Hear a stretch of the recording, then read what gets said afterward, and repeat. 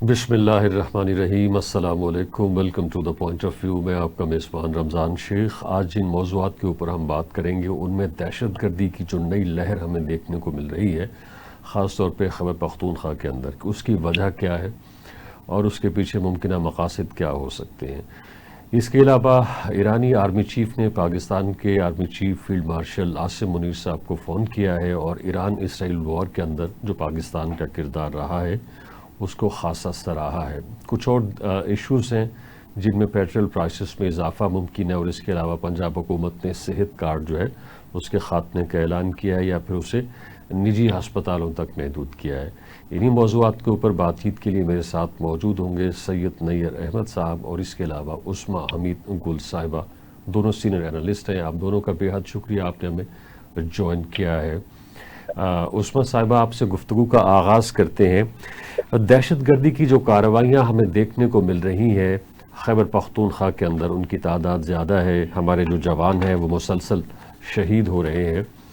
उसके मुकाबले में हम देखते हैं कि जो खवारिज हैं, जिन्हें फितना अल खवारिज कहा जाता है, उनका भी कला कमा हो रहा है। कल ही की एक कार्रवाई है जिसके अंदर 14 फितना अल खवारिज को जहन्नुम वासिल किया गया है। इसकी मुमकिन तौर पे क्या वजह हो सकती है कि आप देखते हैं कि हमारे पड़ोसी मुल्क की तरफ से इन कार्रवाइयों के अंदर शिद्दत लाई जा रही है, जिस तरह से उसे एक तरह से पसपाई का सामना करना पड़ा है ईरान इसराइल वॉर के दौरान। या इसके अलावा जो फिर आर्मी चीफ़ की तरफ से एक बयान सामने आया था एक दो दिन पहले, जिसमें उन्होंने कहा कि जी हम फितना अल खवारिज के ख़िलाफ़ कार्रवाइयों के नतीजे में फ़तह के बहुत ज़्यादा करीब हैं और हमें बहुत बड़ी कामयाबी मिलने वाली है। तो क्या अब वो पसपाई देख रहे हैं, और जब कोई पसपाई देखता है तो उसके नतीजे में फिर आखिरी उसके हल्ले जो है वो सामने नज़र आते हैं कि वो अपने बचाव के लिए कुछ हाथ पांव मार रहा होता है। तो हम ये समझ सकते हैं जिस तरह से आर्मी चीफ साहब ने कहा कि जी ये उनका आखिरी हल्ला है और ये बिल्कुल शिकस्त के करीब हैं और मिटने के करीब हैं। पहले मैं आपको बताना चाहती हूँ कि ये एक वैसे भी कहते हैं कि चिराग बुझने से पहले सबसे ज्यादा रोशन होता है। तो ये उस वक्त ये एक टाइम है, हमें समझने की जरूरत है कि किस तरीके से ये काम करते हैं। इनके स्लीपर सेल्स होते हैं, लोग इनके अंडरग्राउंड या खामोश रहते हैं, बैकग्राउंड में रहते हैं, एज एंड व्हेन रिक्वायर्ड ये उस पर काम करते हैं। जब हमारी हिंदुस्तान पाकिस्तान की जंग हो रही थी तो उस वक्त आप देखिए कि ये स्लीपर सेल्स बिल्कुल खामोश थे, क्योंकि ये किसी और तरफ फोकस करने का उस वक्त था। अभी जो इन्होंने प्राग जैन को लगाया है और जिस तरीके से इन्होंने जिस तरह के ये क्लैंडस्टाइन एक्टिविटीज करते हैं कनाडा में भी और मुख्तलिफ मुल्कों में, श्रीलंका में और हर मुल्क के अंदर इनकी हरकत ऐसी है, ये हमेशा से ये काउंटर बैलेंस करने के लिए काम करते हैं। और पाकिस्तान में इनका बैलेंस है। कश्मीर जैसे ही हम कश्मीर में हमारी पोजीशन बेहतर होनी शुरू हो जाती है या कश्मीर में कोई बेहतरी कारकर्दगी नजर आती है तो ये उसको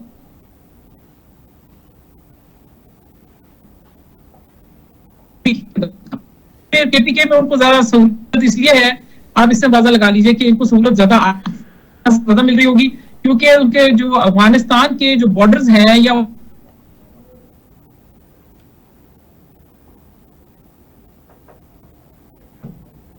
इतना ज्यादा तालिबान का कंट्रोल नहीं है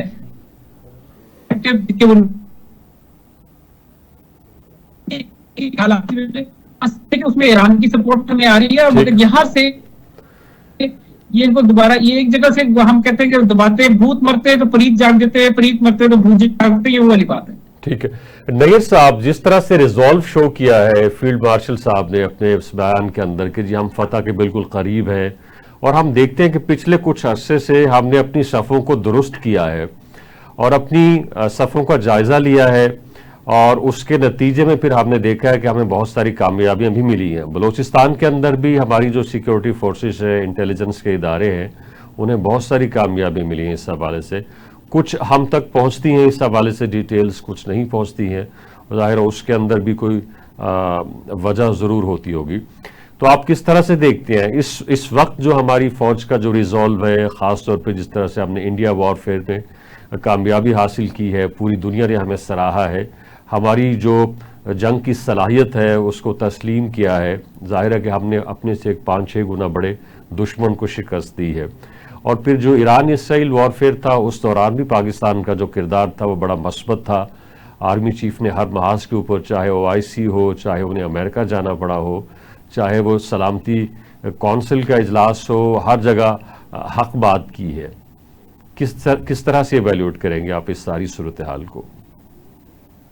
देखें, अल्लाह के फजल से 10 मई के बाद से जो एक इस खित्ते में नई सूरत हाल पैदा हुई है, उसमें आप बिला झिझक ये बात कर सकते हैं कि ऑस्ट्रेलिया के साहिलों से लेके इसराइल के, आप समझ लें, लिमिट्स तक, बॉर्डर्स तक, यहाँ पर जो सबसे बड़ी फौजी ताकत है वो चीन, और उसके बाद नंबर 2 पाकिस्तान।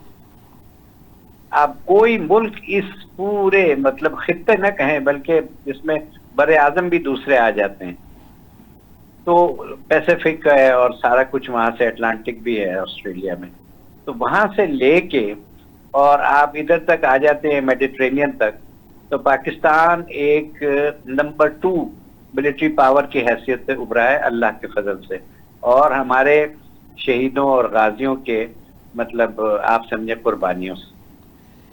इस सूरत हाल में जो लोग पाकिस्तान के खिलाफ हमेशा साजिशें करते हैं, या जो ममालिक हमेशा साजिशें करते हैं, उसमें इंडिया और इसराइल नंबर 1 है, और ये दोनों यकजान दो कालिब हैं। और इसका मुजाहरा हमें जो है वो सारा अभी 6 से 10 मई तक देखने को भी मिला है। किस तरह से इसराइली ड्रोन्स जो पाकिस्तान में मार गिराए गए, और जब खुद गिरे उनको जब देखा, उन पे मेड इन इसराइल और सारी चीजें लिखी हुई थी। और ये हमें पहले से ही पता था कि इसराइल के लोग जो हैं वो इंडिया में बैठ के ये सारी हाईटेक जो मिलिट्री हार्डवेयर है इसको यूज कर रहे हैं और पाकिस्तान पे इस्तेमाल कर रहे हैं। उस मरहले से जब पाकिस्तान निकल गया तो ये सारे अपसेट हो गए। पहले तो हमें तो इवन ट्रंप साहब ने भी छोड़ दिया था ना कि अगर इंडिया चाहे तो वो इनके साथ जो मर्जी करे, मेरा कोई ताल्लुक नहीं है, ये 1000-1500 साल से lड़ते रहे हैं और ये अपना मसला खुद हल करें। ये मेरे नहीं है, उनके अल्फाज हैं। दूसरी तरफ जब उनके वाइस प्रेसिडेंट इंडिया से दौरे में इस क्राइसिस में बाहर गए तो वहां से जाके उन्होंने कुछ इस तरह का गोलमोल सा बयान दे दिया कि इंडिया अगर कुछ करता है तो ये उसका हक है, लेकिन उसको इतना नहीं करना चाहिए कि पाकिस्तान ने जितना भी किया है उससे बढ़ जाए मामला। मतलब ये था कि यू गो हेड। वो गो हेड के बाद जब सारी बाजी पलट गई इनकी, तो फिर वो सब आ गए कि जी ये तो पाकिस्तान बहुत अच्छा मुल्क है, और पाकिस्तान के लिए ये जो सेंट्रल कमांड के माशाअल्लाह बादशाह हैं कुरीला साहब, इन्होंने भी स्टेटमेंट दी कि जी पाकिस्तान जो है ना, उससे तो अच्छा कोई टेररिज्म के खिलाफ मुल्क है ही नहीं। तो भाई मेरे, अगर पाकिस्तान टेररिज्म की इस बाजी में, मेरा मतलब है 1000 कट्स के साथ जख्मी है, तो इस वक्त क्यों नहीं वो लोग बोलते हैं जब 13-13, 12-12 फौजी हमारे शहीद हो रहे हैं एक एक हमले में, उस वक्त क्यों नहीं बात की जाती है? अब कुरीला साहब का बयान क्यों नहीं आ रहा है? ये देखने वाली बात है। तो इस सूरत हाल में मैं ये कहूंगा कि पाकिस्तान का जहां तक रिजॉल्व है, आपने बात की थी, उसमें तो कोई कमी नहीं है। ये हमारे साथ हो ना हो, हमने अपनी जंग खुद ही लड़नी है। बिल्कुल सही। जब भी हम पे वक्त पड़ा है उन्होंने कहा है कि ये गुलशन हमारा है, तुम्हारा नहीं। और जब उनको जरूरत पड़ी है तो फिर वो हर चीज लेने देने को तैयार हो जाते हैं। अदरवाइज सैंक्शंस ही सैंक्शंस हैं। ईरान के बाद हम भी सैंक्शंस में ही रहे हैं। सही। तो इस सारी गेम में मैं ये समझता हूं कि एक जो रिवायती जंग लड़ी जा रही है, जिसमें कि पाकिस्तान पर इनसे हमले हो रहे हैं दहशतगर्दों से, उसमें एक फैक्टर मिसिंग है और मैंने लिख के कई दफा दिया है, और आज मैं आपके चैनल के तवस्सुत से हुक्मरानों तक ये बात दोबारा पहुंचाना चाहूंगा कि इस जंग को लड़ने के लिए, गोरिल्ला वॉर को लड़ने के लिए, जब तक आप 24-25 करोड़ अवाम को अपने साथ शामिल नहीं करेंगे, ये हिट एंड रन होता रहेगा। ठीक। इसका इलाज ये है कि ये लोग जो बाहर से आते हैं मुल्क में हमारे दहशतगर्दी करने, वो लोग कहीं ना कहीं तो ठहरते हैं ना। ये तो नहीं है कि जी वो हवा से आए और हवा से चले गए। और उस चीज के लिए अवाम अगर उनको पिन पॉइंट कर दें और उनका पता बता दें तो कत्ल मूदी कबल ईजा का एक्शन हो जाएगा। ठीक ठीक है, और उसके लिए ये ठीक है सर, ठीक है, आपका मौक़िफ़ आ गया। आप कम से कम 10 करोड़ रुपए का इनाम रखें जो इस तरह के लोगों को पकड़वाएं, लोगों में इंसेंटिव हो। ठीक है उस्मा साहिबा, जरा मुख्तसर जवाब दीजिएगा, हमें ब्रेक की तरफ जाना है। ठीक है सर, आपका मौक़िफ़ आ गया। मैं सिर्फ आखिरी बात कर रहा हूँ जी प्लीज। दहशतगर्द अगर पैसों के लिए लड़ रहे हैं ना, तो फिर आप भी पैसे मैदान में फेंक देना, उनकी निशानदेही है, फिर उन्हीं के अपने लोग भी बताएंगे कि जी हमें 10 करोड़ दो, इनको यहाँ से पकड़ो। ठीक है उस्मा साहिबा, जो ईरानी सफीर पाकिस्तान के अंदर मुकीम है, उनकी तरफ से ये स्टेटमेंट सामने आया है कि ईरान इसराइल वॉरफेयर के दौरान इंडिया ने उन्हें बिल्कुल सपोर्ट नहीं किया और इस दौरान उन्हें जिस मुल्क की तरफ से सबसे ज्यादा सपोर्ट हासिल रही वो पाकिस्तान है। तो इस बयान के तनाजुर में हम क्या देख सकते हैं, किस तरह के आने वाले हालात और आने वाले ताल्लुकात ईरान और इंडिया के बीच में? इस पर आपने मुझसे भी कमेंट लेने हैं। जी, जिस तरह का ये ग्लोबल सिनेरियो बन रहे हैं, जिस तरह के हालात बन रहे हैं, जिस तरह से इजराइल, इंडिया और अमेरिका का नेक्सस बन रहा है, तो ये बिल्कुल वाज़ेह होता जा रहा है कि अगर हमने अपने नेबर्स के साथ ताल्लुकात बेहतर करके भी हम एक मुत्तहिद होकर ना इकट्ठे खड़े होकर इस चीज को, जंग को लड़ने के लिए तैयार हुए, तो हम अलग-अलग निहत्ते करके मारे जाएंगे। और इसमें ईरान के साथ पाकिस्तान का तो हमेशा से बहुत ही अच्छा रवैया रहा है और हमें ईरान से ही थोड़ा सा मसला था कि वो हिंदुस्तान पे बहुत यकीन करते थे। तो एक बात यह है कि हमने तो अपना जो स्टैंड लिया ईरान के हक में वो तो वही था जो हमारा हमेशा से बरादराना मौक़िफ़ रहा है। मगर इस दफा हमें एक ये था कि मजीद जिसको कहते हैं कि बड़ा अच्छा हमारे हाथ में फैसला गया, वो ये कि उनकी अपनी कारस्तानियां, उनका जो जासूसी का हिंदुस्तानी नेटवर्क था, जिस तरीके से उन्होंने सॉफ्टवेयर, जो इनका इजारादारी सॉफ्टवेयर है, उसके जरिए जिस तरीके से उन्होंने पूरा रियल टाइम मोसाद को सर्विस प्रोवाइड की है, उससे बहुत सारी चीजें ईरान को भी वाजे हो गई कि ये जो हमारा उनका एतमाद था कि वो बहुत अच्छे लोग हैं, उनकी हकीकत आश्कार होगी और अब इंशाल्लाह आगे ये बेहतर ताल्लुकात रहेंगे इंशाल्लाह, क्योंकि उनको भी तो समझ आ गई है ना कि ये सिर्फ हमारा नेबर का झगड़ा नहीं है बल्कि इसमें और बहुत कुछ शामिल है। बिल्कुल, हमें ब्रेक की तरफ जाना है, एक ब्रेक, और उसके बाद डिस्कशन को यहीं से रिज्यूम करेंगे। हमारे साथ रहिए। जी वेलकम बैक। हमारे साथ मौजूद हैं सैयद नैयर अहमद, उस्मा हमीद गुल साहिबा और अहमद बड़ाई साहब, हमें अभी ज्वाइन किया है। नैयर साहब, आप कुछ कमेंट करना चाह रहे थे पिछले सवाल के ऊपर, मैं उसके साथ एक और सवाल ऐड कर देता हूँ।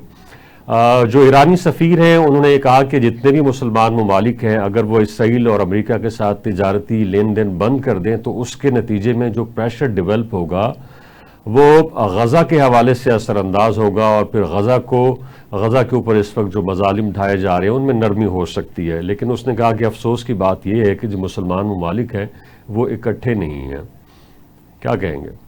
देखिए, ये बात तो उसकी सही है कि मुसलमान ममालिक इकट्ठे नहीं हैं, और मुसलमान ममालिक को जिन्होंने भी इकट्ठा करने की कोशिश की ना, उनको चुन चुन के फिर आप देखें टारगेट किया गया, चाहे वो अलजायर के बिन बिल्ला साहब हों, पाकिस्तान के भुट्टो साहब हों, सऊदी अरब के शाह फैसल हों, तो ये चीजें तो हमारे सामने हैं और इसमें कोई वो नहीं। लेकिन इस वक्त जो इशू है वो ये है, ईरान के ऊपर मैं खास तौर पर बात करूंगा कि भाई तुमने किस तरह से पाकिस्तान के साथ डील किया। अभी जनवरी की बात है कि इंडिया का वजीर खारजा जाता है और उनको पता नहीं क्या भड़काता है और उसके बाद वहां से ईरान से पाकिस्तान पे जिंदगी में पहली दफा हमला हो जाता है। ये कोई बात है? पाकिस्तान ने खैर उसका फौरी जवाब दिया। तो वो इस पे मैं ये अर्ज करूंगा कि पता तो सबको था कि ये इंडिया की शह पे हमला हुआ है पाकिस्तान पे, लेकिन फिर उसके बाद जब वो हमारी और इंडिया की सुलह कराने आए तो यहां से दिल्ली जाने की तौफीक नहीं हुई कि इंडिया माइंड ना कर जाए। यहां से वापस गए हैं उनके वजीर खारजा और वापस जाके फिर वहां से दिल्ली गए और वहां जाके जो कुछ भी उनके साथ प्यार मोहब्बत हुआ है, तस्वीरें आई हैं, एग्रीमेंट्स हुए हैं, हमें उस पर एतराज नहीं है। We are not jealous of India Iran relations. लेकिन बात यह है कि ईरान खुद ये देखे कि उसको जो मिलिट्री का नुकसान हुआ है in the sense of infrastructure damage, उससे कहीं ज्यादा नुकसान हुआ है जो जासूसी की गई और टॉप लीडरशिप को 25, 30, 40 लोगों की उड़ा दी गई। उसका नुकसान जो है वो इररिपेयरेबल लॉस है और उसमें किन लोगों का हाथ है? कलभूषण भी ईरान से ही आया था, और सारा जो चाबहार था वो रॉ का नेटवर्क का पूरा एक जिसे समझ ले बेस बन गया था। और इंडिया में आपको पता है अभी यानी ईरान और इसराइल जंग से पहले और पाकिस्तान जंग से पहले कुछ एक वाकया ये हुआ जिसको इन्होंने अभी तक खोला ही नहीं है कि 3 इंडिया के लोग अगवा भी हो चुके हैं वहां पे, जिसके ऊपर इंडिया ने बड़ी सख्ती की और बड़ा ढूंढ ढांड के फिर उनको वापस भेजे। वो भी तो स्टोरी बताए। इंडिया का क्या किरदार है? कतर में तो इनके बंदों को सजाए मौत हो चुकी है, इनके नेवी के अफसरों को 8-9 या पता नहीं 10 आदमी थे। ये तो करते ही सारे अरब मुल्कों में जासूसी हैं। ये हर मुल्क को जब पता चलता है तो फिर उसको जाग आती है। ईरान को अभी भी जाग नहीं आई है। अभी जय हिंद का नारा लगाया है इनके सफीर ने। बात यह है कि जय हिंद का नारा लगाएं या जो मर्जी लगाएं, लेकिन ये नहीं हो सकता कि you will run with hound and क्या कहते हैं वो अंग्रेजी का एक मुहावरा है कि दोनों काम करेंगे, कि खरगोश के साथ भी होंगे और हाउंड के साथ भी होंगे। ठीक, ये नहीं हो सकता। बिल्कुल सही, ठीक है। तो ईरान को अपना एक रवैया देखना पड़ेगा। और दूसरी बात यह है कि ईरान ने तो पाकिस्तान पे 18 बिलियन का केस किया हुआ, जानते बूझते कि उन्हीं की वजह से ये सैंक्शन लगी हुई है। तो इन चीजों को ईरान खुद भी देखे। हम तो तैयार हैं हर तरह से। तो खुद उन्होंने एडमिट किया है कि जी पाकिस्तान ने जो मदद की है इंडिया ने मदद नहीं की, या किसी और भी इस्लामी मुल्क ने इतनी जरूरत नहीं की। जो सिक्योरिटी काउंसिल में पाकिस्तान ने वहां पर चीन और रशिया के साथ बैठ के करारदाद पास कराई है। ठीक। उस्मा हमीद गुल साहिबा, ईरान ने फिर डाउट किया है जो सीज फायर है कि जो इसराइल है किसी भी वक्त ईरान के ऊपर हमला कर सकता है। उसने कहा कि इनकी बाकायदा तारीख है अमेरिका की, जब भी पीस प्रोसेस स्टार्ट होता है तो अमेरिका जो है वो अटैक कर देता है। और किस तरह से देखती हैं आप अभी जब इस तरह के खदशात है ईरान के जहन में कि जी वो फिर से अटैक कर सकते हैं, तो वो जो सीज फायर वो किस तरह से एक्सटेंड होगा और उसके नतीजे में कोई मुआहदा, कोई कॉन्ट्रैक्ट या किसी नतीजे के ऊपर दोनों मुल्क या तीनों मुल्क किस तरह से पहुंचेंगे? चूंकि जो मकासद थे इसराइल के अटैक करने के वही हासिल नहीं हुए। जो चाहते थे वो रिजीम चेंज करना चाहते थे, वो न्यूक्लियर कैपेबिलिटी को के जो पॉसिबिलिटी थी उसको खत्म करना चाहते थे, वो तमाम इसके वसाइल के ऊपर काबिज होना चाहते थे वो थ्रू रजा पहलवी। तो उनको सारी चीजें हासिल नहीं हुई बल्कि उल्टा नुकसान हुआ। ईरान ने रिटेलिएट करके दिखाया कि उनका जो मिसाइल का स्टॉक पाइल है वो इतना ज्यादा है कि वो जो मेरी तलाक के मुताबिक तो 1.5 लाख के करीब है उनके पास प्लस माइनस। तो उसके हिसाब से वो तो सालों इनके साथ कर सकते हैं, क्योंकि आपने लेबनान में भी सप्लाई उनकी रोक दी, आपने शाम में भी कर दी, तो वो काफी कुछ उनके पास स्टॉक पाइल वैसे भी जमा हो गया। तो आप मकासद हासिल नहीं हो तो ये तो बात अंडरस्टूड बात है from my point of view कि ये तो होना ही होना है। और जब भी हमारे साथ तो मगरिब ने या इस तरह के फोर्सेस ने, जब इनका तरीकाकार ही है कि जब भी ये पीस प्रोसेस शुरू करते हैं या जब भी सीज फायर करते हैं इट इज ऑलवेज टेम्पररी, और मकसद सिर्फ यही होता है कि आपने रीग्रुप करना, रीअलाइन करना, रीस्टॉक करना और फिर दोबारा एक नए अज़म से अटैक करना। तो ईरान पे हमला होगा और पाकिस्तान पर भी हमला होगा, क्योंकि पाकिस्तान को कमजोर करना भी मकसूद है ताकि वो ईरान की किसी तरीके से हेल्प ना कर सके ओवरऑल रीजन में। और फिर पाकिस्तान की जो बलोचिस्तान में हमारी जो मादनी वसाइल वगैरह मिल गए, हमको नजर आ गया रेयर अर्थ मिनरल्स वगैरह, तो अब ये तो खित्ते में जंग लड़ी जाएगी। और देन जो इंडिया चाइना के फुटप्रिंट्स भी देखते हैं और ये नहीं चाहते कि चाइना यहाँ कोई चीज करे, तो उसके लिए ये सारी जो बैटल ग्राउंड है वो इस वक्त आजकल ये हमारा रीजन है और इसको समझने की जरूरत है कि ये होगा और it's inevitable. The only thing जो हम कर सकते हैं ये हम इनको ट्रस्ट ना करें जो ये पीस नेगोशिएशंस करते हैं या कोई बात करते हैं। जैसे कि इंडिया ने हमारे साथ अभी भी कहा कि 16 जून तक हमारा सीज फायर एग्रीमेंट होगा, जिसका एग्रीमेंट होना था। और हमने जो मकबूजा कश्मीर में इनकी 127 चौकियां कब्जा की हुई थी वो हम फिर उसके तहत शायद वापस करेंगे। मगर 16 जून गुजर गई है और उन्होंने कुछ भी नहीं किया, बल्कि वहां नोटम जारी किया ईद से पहले कि हम वहां एक्सरसाइज करेंगे कराची में, और फिर ईद के फौरन बाद भी नोटम जारी करके किया। तो ये सब चीजें समझ आ रही है, इशारा हो रहे हैं कि लड़ाई होगी और हमें अब मुत्तहद होने की जरूरत है। बिल्कुल सी अहमद बड़ाज साहब, ये गजा का वाकया जब था उसकी कोख से जन्म लिया ईरान इसराइल वॉर ने, मगर हमने देखा कि ईरान इसराइल वॉर के दौरान जो गजा का इशू था वो पसे पुश चला गया और जिसकी वजह से ये वॉर, ये तनाज़ा शुरू हुआ उसका जिक्र ही नहीं था कहीं पे। और अब भी ये सूरत हाल ये है कि जो उधर सीज़ फायर हो गया है मगर इसकी तरफ किसी की तवज्जो नहीं है और इधर बराबर लोगों को शहीद किया जा रहा है रिस्पेक्ट ऑफ द फैक्ट कि वो बच्चे हैं, वो बड़े हैं, वो बूढ़े हैं, वो ख़वातीन हैं। तो आने वाले दिनों में आप देखते हैं गज़ा की इशू को कॉन्क्लूड होते हुए, सिमटते हुए। बिस्मिल्लाहिर्रहमानिर्रहीम। सबसे पहले आपका बहुत शुक्रिया शेख साहब। देखिए, मैं कहता हूँ थोड़ा सा इसको पीछे लेके जाए, तरीके थोड़ा सा हवाले से इसको देखते हैं कि इसराइल जो है वो खुद साख्ता तौर पर 151 है करारदाद थी जनरल असम्बली की, 1948 में ये मार्ज़ वजूद में आया और मार्ज़ वजूद में आने के एक दिन बाद 1948 से लेकर 15 मई से आज दिन तक इसकी सारी लड़ाइयाँ जो हैं वो सिर्फ मुसलमान मुल्कों के ख़िलाफ़ हैं।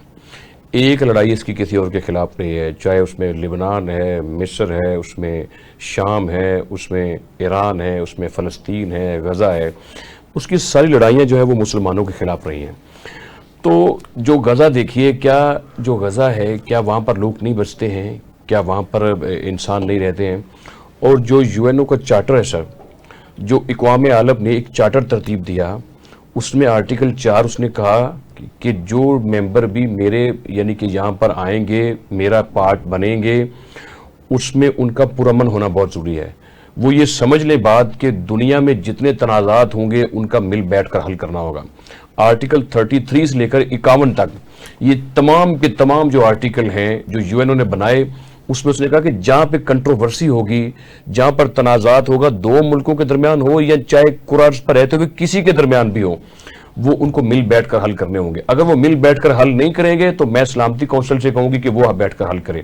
फिर आर्टिकल 51 में जाकर कहा कि मैं उस मुल्क को डिफेंस का हक देती हूं कि जिसके ऊपर हमला हो वो अपने जो है वो भरपूर उसका दिफा कर सकता है। सर ये देखिए कि ईरान के ऊपर आपने जब आपके मुज़ाकरात तय थे तो एक दिन पहले आपने हमला क्यों किया? और ये जो हमला हुआ है, इसराइल ने जो हमला किया है, ये अमेरिका की पुष्ट बनाई के बिना नहीं हो सकता था। उसकी यानी कि अंडर सुपरविजन में रहते हुए इसने हमला कर दिया। और जो गजा का मामला है उसको आप ये देखिए कि यहां पर हमला करवाते हैं आप, ये देखिए ना बड़ी ताकतें, क्या ये मतलब ये सितम ज़रीफ़ी है कि एक तरफ आप पहले हमला करवाते हैं, फिर आप कहते हैं रुक जाइए, फिर आप कहते हैं मैं सुलह करवा देता हूं, फिर आप अमन की बात भी करते हैं। तो अगर सबसे पहले जो है वो अगर अमन की बात करनी है, इसराइल को मुज़ाकरात की टेबल पर लेकर आना है, तो जितनी जहां जहां कंट्रोवर्सी है उसको खत्म करना चाहिए था दुनिया को, और उसमें सबसे ज्यादा जो रोल है वो पाकिस्तान को अदा करना चाहिए। मैं आपके प्लेटफॉर्म से ये सर ये बात बड़े वांगे रोल कहना चाहता हूं कि मुसलमान मुल्कों ने वो रोल प्ले नहीं किया जो करना चाहिए था। चाहे ईरान है, चाहे दूसरे दीगर मुल्क हैं, चाहे हमारा फलस्तीन या गजा है, जहां पर लोग हमारे कट रहे हैं, मर रहे हैं या पिस रहे हैं उसकी जारियत के सामने, उसमें जो रोल प्ले करना चाहिए था वो पाकिस्तान ने भी वो रोल प्ले नहीं किया, ना ओआईसी ने किया। ओआईसी क्यों बनी, किस लिए, क्या मकसद थे ओआईसी बनाने का? कि जब आपने मुसलमानों को आप इस तरह आपने तबाह होते देखना है, और रसूल करीम की हदीस आपके सामने नहीं है कि मुसलमान जो वो जस्ते वाहद की तरह है, और यानी कि एक जिस्म को या किसी हिस्से को तकलीफ पहुंचेगी तो पूरे जिस्म को तकलीफ पहुंचेगी। तो पाकिस्तान ने या दीगर जो हमारे जो 56-57 इस्लामी मुल्क हैं, ना इस्लामी मुल्कों ने गजा का साथ दिया, ना फलस्तीन का साथ दिया, ना मकबूजा कश्मीर का उस तरीके से साथ दिया है, ना इन्होंने ईरान का साथ दिया है। सारे मुल्क जो है वो अपनी अपनी खेल में लगे हुए हैं, उसका नुकसान तो हो रहा है। नईर अहमद साहब, ये तो चले मुसलमान ममालिक के दरमियान इख्तलाफात है, उनके कुछ अपने मफादात हैं जिसकी बुनियाद के ऊपर वो अपने फैसले करते हैं कि उन्हें किस तरफ जाना है किस तरफ नहीं। एक और बड़ा अहम इशू है सेहत के हवाले से। आपने दुनिया देखी है, जितने डिपार्टमेंट्स हैं पाकिस्तान के अंदर, जितने शोबे हैं उतने ही कार्ड्स हैं, और वक्त के साथ साथ उनकी तादाद में इजाफा हो रहा है। क्या कहीं कोई इस तरह का कार्ड सिस्टम मौजूद है जिस तरह का पाकिस्तान के अंदर है कि जी ये किसान कार्ड है, जी ये सेहत कार्ड है, ये माइनॉरिटी कार्ड है, जी ये बेनज़ीर इनकम सपोर्ट प्रोग्राम का कार्ड है? क्या कहेंगे? और ख़ास तौर पे अब ये सुनने में आ रहा है कि मौजूदा जो हुकूमत है पंजाब की, वो सेहत कार्ड ख़त्म करने जा रही है या उसे महदूद करने जा रही है कि उसे सिर्फ निजी हॉस्पिटल्स तक महदूद कर दिया जाए, वहाँ उसका इस्तेमाल हो। एक तो ये बताइए कि ये कार्ड कल्चर आया कहाँ से है, कौन सा तरक्की याफ्ता मुल्क है जहाँ पे हर शोबे के लिए कार्ड मौजूद है?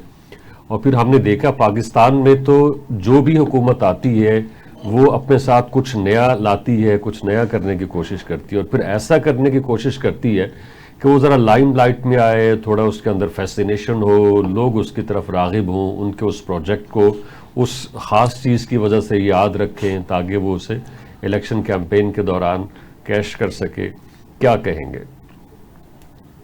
आपने बात सही करवाई ये सारा जो है ना ऑल पॉलिटिक्स, और इसमें अवाम को अगर फायदा होता है तो ठीक है, नहीं भी होता तो भी कोई बात नहीं। एक कार्ड आपने जिस तरह कहा हर लिहाज से कंप्यूटराइज्ड है, उसके अंदर क्यों नहीं दूसरी सहूलियत डाली जा सकती? अब आपकी इत्तला के लिए हर बंदे को एक डिजिटल शनाख्त दी जाएगी। अभी पिछला काम पूरा नहीं हुआ है शनाख्ती कार्ड का, और अब एक नई डिजिटल शनाख्त के ऊपर बिलियंस खर्च किए जाएंगे। कहने का मकसद ये है कि एक कार्ड जो है वही कंप्यूटर की तरह से, जैसे बैंक में आप जाते हैं तो सारी वहां पे डिटेल्स आ जाती है एटीएम में, और उसके बाद वहां से आपको क्लियरेंस मिल जाती है पैसे निकलवाने की या जमा कराने की। तो इसी एक कार्ड को कंप्यूटराइज होना चाहिए, और उसमें जो जो गवर्नमेंट्स की फैसिलिटीज हैं वो इनकॉर्पोरेटेड होनी चाहिए। इस तरह से इतने कार्ड लोग संभालेंगे कैसे? मेरे तो ये समझ में नहीं आया। माइनॉरिटी कार्ड संभालेंगे, किसान कार्ड संभालेंगे, हेल्थ कार्ड संभालेंगे, शनाख्ती कार्ड संभालेंगे, एटीएम कार्ड संभालेंगे। तो ये बात जो है ना, इसको पॉलिटिक्स नहीं होनी चाहिए, इसका एक सेंट्रल प्लान होना चाहिए जो कोऑर्डिनेशन हो between federal government and provinces, और जो भी कोई अगर वो फैसिलिटी देना चाहते हैं तो वो एक कार्ड के थ्रू होनी चाहिए। इतने कार्ड की जरूरत है, फैसिलिटी दें। अब ये कहना कि जी ये सिर्फ प्राइवेट सेक्टर को मिलेगा और गवर्नमेंट सेक्टर को नहीं मिलेगा, तो इसका मतलब है कि आप प्राइवेट सेक्टर को और ज्यादा, ये तो जो हॉस्पिटल्स हैं जिस तरह कमाई कर रहे हैं आपकी इमेजिनेशन से भी ज्यादा है, और फिर उसको आप मजीद मौका दे रहे हैं कि जी वो कार्ड के ऊपर भी अपना खेल खेलें। मैं तो चाहता हूं कि गवर्नमेंट हॉस्पिटल को ज्यादा स्ट्रॉन्ग किया जाए। ठीक है। उस्मा हमीद गुल साहिबा, क्या ये नहीं होना चाहिए कि जब किसी को कोई तकलीफ हो, कोई अपने आप को बीमार महसूस करे, वो हॉस्पिटल जाए तो अस्पताल जो है उसको हाथों हाथ ले, उसका बिला तफरीक जो है उसका इलाज शुरू हो जाए, और उससे जितनी भी इलाज के ऊपर उसके अद्वियात खर्च हों, पैसे खर्च हों, टेस्टों के ऊपर पैसे खर्च हों, वो हुकूमत बर्दाश्त करे। ये कार्ड सिस्टम है क्या? ये क्यों आया है? और फिर हमने देखा है कि जितने भी प्रोजेक्ट्स एक हुकूमत के होते हैं, जो अगली हुकूमत आती है वो उन्हें ख़त्म करने की कोशिश करती है, ताकि उससे जो लोगों की याददाश्त है उससे उसकी मेमोरी का हिस्सा ना बन पाए कि जी पिछली हुकूमत के क्या प्रोजेक्ट्स है। मुझे लगता है कि ये बेनज़ीर इनकम सपोर्ट प्रोग्राम वो वाहिद प्रोग्राम है जिसे मुख्तलिफ हुकूमतों ने आगे बढ़ाया है। अदरवाइज सब ने तो एक दूसरे के जितने भी इस तरह के प्रोजेक्ट्स है, ख़ास तौर पर कार्ड से मुताल्लिक, उनको ख़त्म ही किया है। ये बेनजीर इनकम सपोर्ट ही से सारा मामला खराब हुआ है। और वर्ल्ड बैंक, आईएमएफ जो वैसे तो हमारी हर चीज पे कि बिजली का एक पैसा बढ़ाना है नहीं करना, हमारा सांस लेना है या नहीं, कितने गिलास पानी पीना तक को तो मॉनिटर कर रहे हैं, मगर ये जो कौम को भिखारी बनाने का काम है कि उसके ऊपर अरबों रुपए खर्च कर रहे हैं और बिल्कुल कोई इतराज नहीं करते। इसी तरीके से गवर्नमेंट के जो सीनियर लोगों के पर्क्स हैं, बेनिफिट्स हैं, तनख्वाह में बढ़ने में, उस पर आप कभी उनसे चू नहीं सुनेंगे। तो ये बात ये है कि इस बेनजीर इनकम सपोर्ट का जो प्रोग्राम है वो तो हर गवर्नमेंट की इसलिए मजबूरी है कि आईएमएफ वगैरह की तरफ से वो ऐसे एक उसको ओके मिला हुआ है, और उसका सिर्फ नाम की वजह से वो मोहतरमा बेनजीर के नाम से चल रहा है, मगर उसको सब गवर्नमेंट इसीलिए कंटिन्यू करती है। अब जो नए कार्ड्स बनते हैं और फिर वो खत्म किया जाता है, उसका मकसद है कि सिर्फ मेरी मर्जी के या मेरी पार्टी के या मेरे जो वोटर्स हैं सिर्फ उनको ये कार्ड दिया जाए। इसलिए उनको चूज करने का बहाना है कि आप सिलेक्ट करते हैं उन लोगों को, और जब दूसरे एक प्रीवियस गवर्नमेंट के लोग पूरी होती है उनको कार्ड इशू होते हैं, तो आपने उनसे कार्ड वापस लेने के लिए हर दफा नए कार्ड बनाए जाते हैं, और अब आप अपने मनपसंद लोगों को वो कार्ड देते हैं। ये सिर्फ एक गिमिक है, इनका मकसद अवाम की बेहतरी बिल्कुल नहीं है, अवाम की भलाई। जैसे नगीर साहब ने कहा कि भाई एक सिस्टम होना चाहिए, सिस्टम बनाना तो मकसूद ही नहीं है, सिलेक्टेड फेवरेट्स को आपने बेनिफिट देना मकसद है। और उसमें जो पुराने लोग हैं वो कहां से आ गए, उनको पसंद ही नहीं आ रहे, क्योंकि अब तो उनके वोटर भी नहीं है, तो वो बदलते रहते हैं। हर हुकूमत यही कर रही है, हम आज की गवर्नमेंट के लिए नहीं बल्कि ये तो हमेशा हर गवर्नमेंट यही कर रही है। तो ये कौम की आंखों में धूल झोंकने की बात है और कुछ भी नहीं। ठीक है। अहमद बड़ाई साहब, ये जो सलमान रफीक है जो सेहत के वजीर है, उनका मौक़िफ़ आज के अखबारात के अंदर मौजूद है कि जी हमने मुफ्त अद्वियात की फराहमी के लिए 32 अरब मुख्तस किए हैं, और जो भी मरीज़ अद्वियात लेने के लिए आते हैं अस्पताल में उनको मुफ्त अद्वियात दी जाती हैं, उनके मुफ्त टेस्ट होते हैं। तो ये एक तरह से पहले ही उनको उनका इलाज जो है वो मुफ्त किया जा रहा है, तो फिर ये जो कार्ड है ये बिल्कुल गैर ज़रूरी है, तो हम इसलिए इसको बंद कर रहे हैं। आपको लगता है कि उनके इस मौक़िफ़ के अंदर जान है? अगर तो सारे पैसे ना भी दें 32 अरब, अगर सिर्फ 16 अरब भी दे दिए जाएँ तो फिर भी मुफ्त अद्वियात मिल सकती हैं। हमने बड़ी हद तक हमेशा ही कोशिश होती है कि अच्छी बात की जाए और हुकूमतों को सपोर्ट भी किया जाए। इख्लाफ जो था सियासी तौर पर इस मुल्क में, उसको पुर करने के लिए हमने मौजूदा हुकूमत को हमेशा कोशिश की सपोर्ट करें, लेकिन समझ नहीं आ रही है किस तरफ जा रहे हैं। ये सर ये बुनियादी हक है हर उस शहरी का जो इस मुल्क में रहता है। आइन का आर्टिकल जो 8 है वो बुनियादी हुकूक के मुतालिक है। तो बुनियादी हुकूक में आपकी सेहत है, आपकी तालीम है, आपका रोज़गार है, आपको छत चाहिए। आप मुझे बताइए कि अभी थोड़े दिन पहले एक रिपोर्ट शाया हुई है, 47% इस मुल्क के ऐसे लोग हैं जिनके पास जो खत गुर्बत से नीचे हैं सर, और 84% तक लोग जाकर वो हैं जो जिनकी रोज़ाना की जो तादाद ऐसी है खाने पीने की कि वो समझ लें कि 2000 रुपये तक उनकी रोज़ की आमदन है। आप मुझे बताइए कि 40-50 हज़ार में क्या आप कर सकते हैं? आप कार्ड दे रहे हैं, जो आईडी कार्ड है उसको आप कह दें कि इसके ऊपर सारा कुछ होगा। और आइन किस लिए बनाया था? आपने क्यों सब लोगों को उनकी दहलीज के ऊपर ये चीज़ें नहीं मिलती, उनको खाना पीना, उनकी रिहाइश, उनकी हर चीज़ उनको देना जो है वो आइन की हुकूमत की जिम्मेदारी है। अब देखिए किसानों को कार्ड दे दिए, ये मांगत बना दिया। किसान मांगत नहीं है, वो तो खुददार है। और किसानों को जो उनकी 6 माह की जो फसल होती है 6 माह बाद आती है, वो अल्लाह के ऊपर आस लगाकर बैठे होते हैं और फिर हुकूमतें उनका आगे कबाड़ा कर देती हैं। आप यहाँ से जो 2000 रुपये मन ले रहे हैं, आगे जो अशराफिया बैठी मिलों में जो आटा है वो आपका देखिए कहाँ पर जाके खड़ा हो जाता है। जो एक्चुअल कीमत है सर, मैं किसान यानी कि ज़राअत से भी ताल्लुक़ रखता हूँ, जो एक्चुअल रोटी की कीमत है ना, आप जहाँ मर्जी बैठ कर हिसाब लगा लें, कैलकुलेट कर लें सर, वो 2 रुपये बनती है, 3 रुपए कर लें, 5 रुपए से ज्यादा रोटी की कीमत नहीं बनती है। लेकिन फिर शुगर मिलों को नवाजा जाता है चीनी महंगी करके, फिर जो फ्लोर मिले उनको नवाजा जाता है। यानी कि आप एक मैकेनिज्म बनाएं, सियासी स्टंट मत खेलें, ये कार्ड कूड कोई चीज नहीं है सर। आपने जो है वो लोगों को जो बुनियादी हुकूक हैं जो उनको देने हैं वो सिस्टम में दाखिल कर दें, कार्ड सारे खत्म कर दें, एक ही कार्ड काफी है जिसको शनाख्ती कार्ड कहते हैं। नईर अहमद साहब, ये पेट्रोल प्राइसेस के अंदर इजाफा मुतवक्के है, ये किस वजह से हो सकता है कि इस वक्त जब पूरी दुनिया के हालात खासतौर पर ईरान इसराइल वॉर और कुसाद बाजारी, या फिर इसके पीछे कुछ और भी अवामिल हो सकते हैं? पेट्रोल की प्राइसेस जो हैं मेरी समझ से बाहर है कि जो हम लोग मेरे ख्याल में 60 और 70 डॉलर पर बैरल ले रहे हैं, वो इस वक्त ईरान से चाइना 20 डॉलर पर बैरल ले रहा है। तो ये मुझे समझ नहीं आ रहा कि ये किस तरह से दुनिया चल रही है। आपको याद होगा कोरोना में तो पेट्रोल की प्राइस जो है वो माइनस में चली गई थी। जहाज लोडेड खड़े थे वो कहते थे आप फ्रेट दे दें, ऑयल ले जाएं, और उस वक्त भी गवर्नमेंट के ऊपर बड़ा एतराज आया था कि ऐसे मौकों पे आपने क्यों नहीं हेजिंग कर ली और ज्यादा से ज्यादा ऑर्डर दे के करोड़ों डॉलर बचा लिए। अब फिर मौका है, मैं तो इस तजवीज से मतलब इसको दे चुका हूं तजवीज को कि हम चाइना से 20 डॉलर में वो ले रहे हैं, 22 डॉलर में हम चाइना से ले रहे हैं। अगर ईरान से लेना हमें मना है तो चलो हम चाइना से तो लेना नहीं मना, हम चाइना से ले लें। तो हमारे यहाँ तो प्राइसेस बहुत कम हो जाएंगी, और प्राइसेस कम होने से गरीब का तो जो हाल अच्छा होगा सो होगा, इकोनॉमी बेहतर होगी, आपकी इंडस्ट्री जो है टेक ऑफ करेगी, आपकी एनर्जी कॉस्ट कम होगी, आपकी ट्रैवलिंग और ट्रांसपोर्ट कॉस्ट कम होगी। तो ये तो एक ऐसा मौका है जो मैं सोचता था कि शायद कोरोना के बाद कभी ये मौका आए ही ना, लेकिन फिर वो एक मौका आ गया। 20 डॉलर तो ऑलमोस्ट फ्री है पेट्रोल एज कंपेयर टू जो हम ले रहे हैं इस वक्त मार्केट से और गल्फ कंट्रीज से। इसके साथ ही प्रोग्राम का वक्त खत्म हुआ चाहता है। आप तीनों का बेहद शुक्रिया, आपने हमें ज्वाइन किया। ये था हमारा पॉइंट ऑफ व्यू। अपने पॉइंट ऑफ व्यू से आगाह करने के लिए विजिट कीजिए हमारी वेबसाइट tvtoday.com।